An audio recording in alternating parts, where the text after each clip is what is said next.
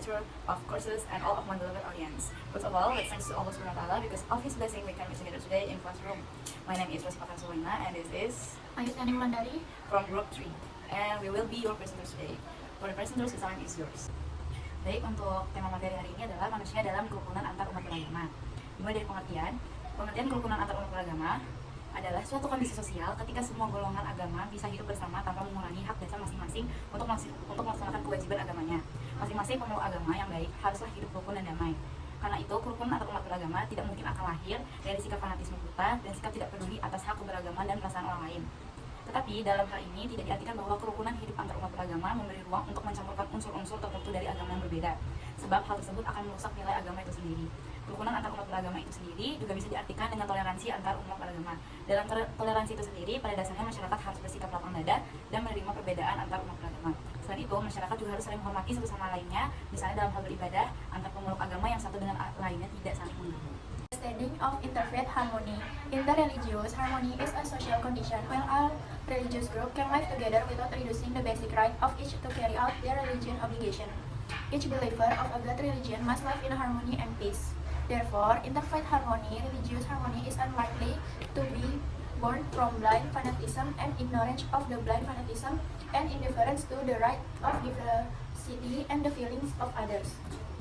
But in this case, it does mean that the harmony of life between religious communities give room for mixing certain elements of different religions because they will damage the value of religion itself.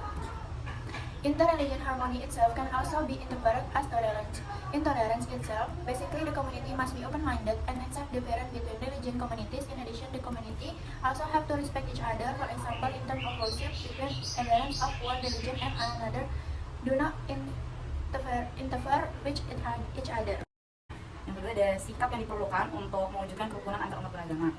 Kerukunan antar umat beragama adalah suatu bentuk hubungan yang harmonis dalam dinamika pergaulan hidup bermasyarakat yang saling menguatkan, yang diikat oleh sikap pengendalian hidup dalam wujud.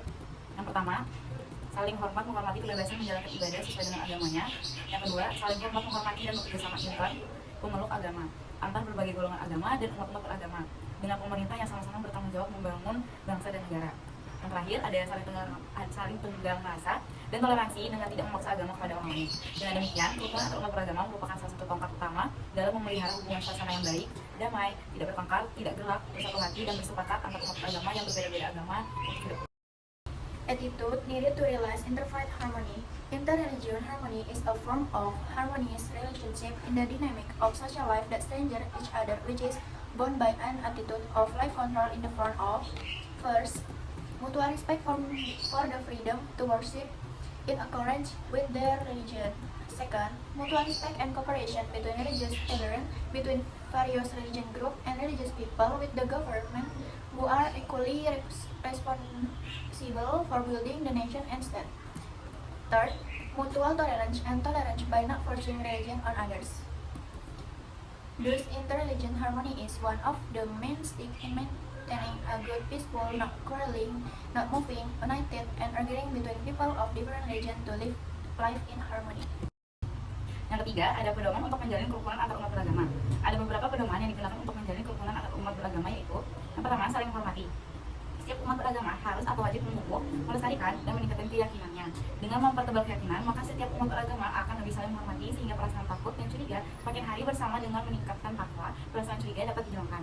Rasa saling menghormati juga termasuk menanamkan rasa simpati atas kemajuan-kemajuan yang dicapai oleh kelompok lain, sehingga mampu mengunggah optimis dengan kesayangan yang sehat. Diusahakan untuk tidak mencari kelemahan-kelemahan agama lain, apalagi kelemahan tersebut dibesar-besarkan. Yang kedua, ada kebebasan beragama. Setiap manusia mempunyai kebebasan untuk menganut agama yang disukai serta situasi dan kondisi memberikan kesempatan yang sama terhadap semua agama. Dalam menjabarkan kebebasan perlu adanya pertimbangan sosiologis dalam arti bahwa kenyataan proses sosialisasi berdasar wilayah, keturunan dan pendidikan juga berpengaruh terhadap agama yang dianut seseorang.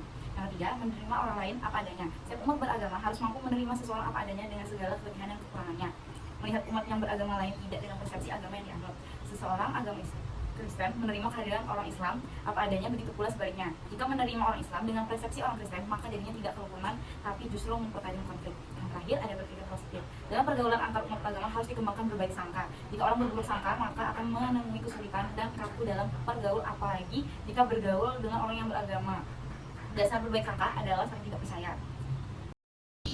Third, groupness for interfaith harmony. There are several groupness that are used to stabilize interfaith harmony between religious communities, namely, first, mutual respect.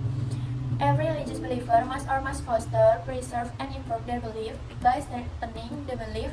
Every religious believer will respect each other more so that feeling of fear and suspicion increasingly, together with increasing taqwa, feeling of suspicion can be eliminated.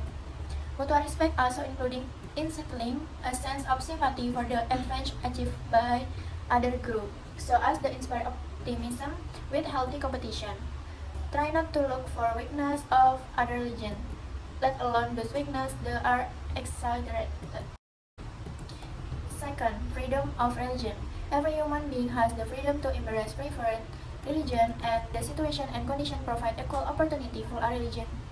In freedom, there are need to be sociological consideration in the sense that the reality of the socialization process based on religion, descent, and education also affect the religion that a person adheres to.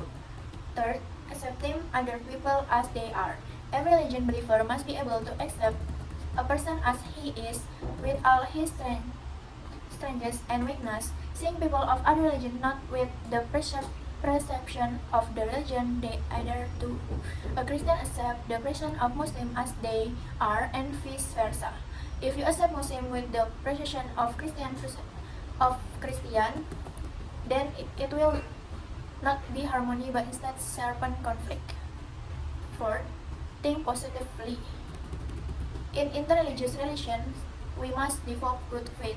If people are prejudiced, we encounter difficulties and stiffness in socializing. Yang keempat, tujuan mewujudkan kerukunan antar umat beragama. Adapun tujuan kerukunan hidup beragama itu diantaranya ialah yang pertama, untuk meningkatkan keimanan dan ketakwaan keberagamaan masing-masing pemeluk agama. Masing-masing penganut agama, adanya pernyataan agama lain akan semakin mendorong untuk menghayati dan sekaligus memperdalam ajaran-ajaran agamanya serta semakin berusaha untuk mengamalkannya. Maka dengan demikian, keimanan dan keberagaman masing-masing penganut agama akan dapat lebih meningkatkan lagi. Jadi semacam persaingan yang bersifat positif bukan bersifat negatif. Persaingan yang sifatnya positif perlu dikembangkan. Yang kedua, untuk mewujudkan stabilitas nasional yang mantap dengan terwujudnya kerukunan hidup beragama. Maka secara praktis, ketegangan-tegangan yang ditimbulkan akibat perbedaan paham yang berpangkal pada keyakinan keagamaan dapat dihindari. Dapat dibayangkan jika pertikaian dan perbedaan paham terjadi di antara pemeluk agama yang beraneka ragam ini, maka ketertiban dan keamanan nasional akan terganggu. Tapi sebaliknya, kalau antar pemeluk agama sudah rukun, maka hal yang demikian akan dapat mewujudkan stabilitas nasional yang semakin mantap. 3. Memelihara dan mempererat rasa persaudaraan. Memelihara dan mempererat persaudaraan sesama manusia atau dalam bahasa ukhuwahnya insaniyah sangat diperlukan bagi bangsa yang majemuk atau plural dalam kehidupan keberagamannya. Dengan terlihatnya ukhuwah insaniyah tersebut, maka percekcokan dan perselisihan akan bisa teratasi. Itulah antara lain hal-hal yang hendak dicapai oleh kerukunan antar umat beragama. Dalam hal tersebut sudah tentu menghendaki kesadaran yang sungguh dari masing-masing penganut agama itu tersendiri. Fourth, the purpose of realizing interreligious harmony. The goals of religious harmony include, first, to increase the faith and piety of religion is religious adherent. Its religious adherent of the reality of other religions will increasingly encourage to live and at the same time defend the teachings of their religion, and increasingly try to defend the teachings of this religion and try to practice it. The faith and religiosity of its religious adherent will be able to further increase again. So it is kind of a competition that is positive, not a negative one. Competition that is positive needs to be developed. Second, to realize a steady national stability. With the realization of religious harmony then practically, the tensions caused by differences in religious beliefs can be developed. Tension caused by differences in understanding based on religious beliefs can be avoided. It can be imagined that if disputes and differences in understanding occur among the adherents of these different religions, then national order and security will be disrupted. But on the contrary, if religious adherents get along well, then such a thing will be able to realize national stability that is increasingly stable. The third, maintaining and strengthening a sense of brotherhood. Maintaining and strengthening the brotherhood of the human beings, or in the language of ukhuwah insaniyah, is very necessary for a pluralistic, a nation that is plural in its religious life. With the appearance of ukhuwah insaniyah, quarrels and disputes will be resolved. These are among the things that to be achieved by interreligious harmony, and it certainly requires a consciousness that, of course, requires a real awareness of its religious adherent itself. Yang kelima, faktor penghambat perwujudan kerukunan umat beragama. Faktor-faktor penghambat kerukunan umat beragama antara lain yang pertama, pendirian rumah ibadah. Apabila dalam mendirikan rumah ibadah tidak melihat situasi dan kondisi umat beragama dalam kecamatan stabilitas sosial dan budaya masyarakat setempat, maka akan tidak menutup kemungkinan bila menjadi biang dari pertengkaran atau munculnya permasalahan umat beragama. Yang kedua, penyiaran agama. Apabila penyiaran agama bersifat agitasi dan memaksakan kehendak bahwa agama sendiri yang paling benar dan tidak memahami keberagaman agama lain, maka dapat memunculkan permasalahan agama yang kemudian akan menghambat kerukunan antar umat beragama. Karena disadari atau tidak, kebutuhan akan penyiaran agama terkadang berbenturan dengan aturan kemasyarakatan. Yang ketiga, perkawinan beda agama. Perkawinan beda agama disinyalir akan melibatkan hubungan yang tidak harmonis, terlebih pada anggota keluarga masing-masing pasangan berkaitan dengan warisan dan harta benda. Dan yang paling penting adalah keharmonisan yang tidak mampu bertahan lama di masing-masing keluarga. Yang keempat, penodaan agama. Melecehkan atau menodai doktrin suatu agama tertentu. Tindakan ini sering dilakukan baik perorangan atau kelompok. Meski dalam skala kecil, baru-baru ini berpenodaan agama banyak terjadi, baik dilakukan oleh umat agama sendiri maupun dilakukan oleh umat agama lain yang menjadi provokatornya. Yang kelima, berebut kekuasaan. Saling berebut kekuasaan masing-masing agama, saling berebut anggota atau jemaat dan umat, baik secara intern antar umat beragama maupun antar umat beragama untuk memperbanyak kekuasaan. There are factors inhibiting the realization of religious harmony. Factors inhibiting religious harmony include 1. The establishment of houses of worship. If in establishing a house of worship does not see the situation and condition of religious people in social and cultural stability of the local community, then it will be not possibility of being the cause of quarrels or the emergence of religious problems. Second, religious broadcasting. If religious broadcasting is agitational and imposes that their own religion is the most correct and do not want to understand the religiousness of other religions, that it can bring up religious problems which will then inhibit interreligious harmony. Because whether we realize it or not, the need of religious broadcasting is sometimes clashes with social rules.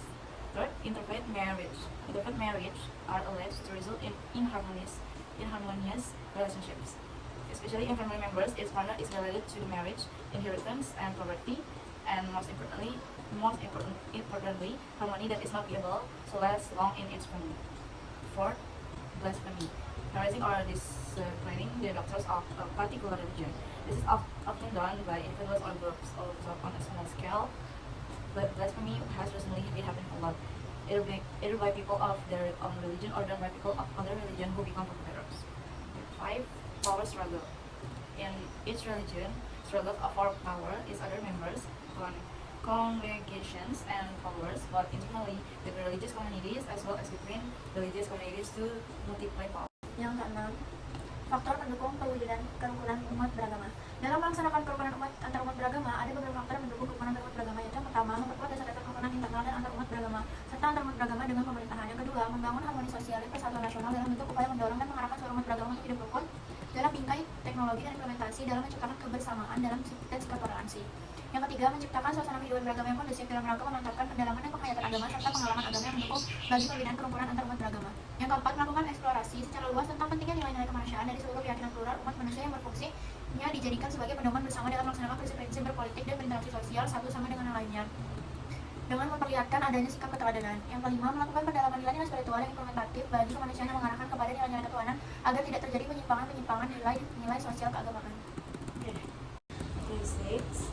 Supporting factors for the realization of religious harmony. In implementing interreligious harmony, there are several factors that support interreligious harmony, namely, first, strengthening the basis of internal and interreligious harmony and between religious communities and the government. Second, building social harmony and national unity in the form of efforts to encouraging and directing all religious communities to live in harmony in the frame of theology and implementation in creating togetherness and tolerance. Third, creating a conducive atmosphere for religious life in order to strengthen the deepening and appreciation of religion and the practice of religion that supports the fostering of harmony within religious communities. Fourth, conducting a broad exploration of the importance of human values of humanity from a plural beliefs of mankind that function as a common guideline in implementing principles of politics and social interaction with each other by showing an exemplary attitude. Last, define the implementation of spiritual values for humanity that leads to defined values so that there are no deviations or in socio-religious values. I would say thank you for all your participation. I'm sorry if I made a mistake, whether intentional or not.